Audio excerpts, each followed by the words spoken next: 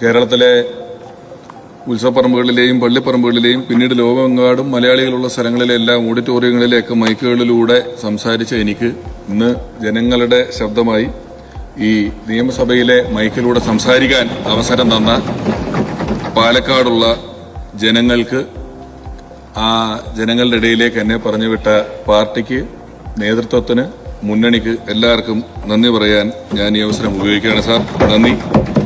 കലാമേഖലയിൽ നിന്നും വന്ന ഒരാളെന്ന നിലയിൽ ചലച്ചിത്ര മേഖലയ്ക്ക് വ്യവസായ സ്ഥാനം, ടൂറിസത്തിനും ചലച്ചിത്രത്തിന് നൽകിയ വ്യാവസായിക സ്ഥാനം വ്യവസായമായി പ്രഖ്യാപിച്ചതും അതിന് തന്ന ഒരുപാട് കാര്യങ്ങൾ ഞാൻ ഈ സമയം നന്ദി പറയാൻ കൂടി ആഗ്രഹിക്കുകയാണ്. ഒപ്പം എന്റെ ഗുരുനാഥൻ കൂടിയായ സലീമേട്ടന് 1 കോടി രൂപയുടെ ഒരു സ്മാരകം പണിയും എന്ന് പറഞ്ഞു. പക്ഷെ പലർക്കും സാമൂഹ്യ മാധ്യമങ്ങളിൽ പെട്ടെന്ന് ഈ സ്മാരകം എന്നുള്ള വാക്ക് കേൾക്കുമ്പോൾ പ്രതിമ എന്നുള്ള രീതിയിലാണ് ഓർമ്മ വരുന്നത്. അതുകൊണ്ട് ഇതിന്റെ ആവശ്യകത എന്തെന്ന് പലരും ചോദിക്കുന്നുണ്ട്. അത് ജനോപകാരപ്രദമായ എന്തെങ്കിലും ഒരു കാര്യമായിരിക്കുമെന്നുള്ളത് നമുക്ക് വൈകാതെ തന്നെ പ്രഖ്യാപിക്കാൻ കഴിഞ്ഞാൽ സാമൂഹ്യ മാധ്യമങ്ങളിലെ ഈ തെറ്റിദ്ധാരണ നമുക്ക് മാറ്റാൻ കഴിയും.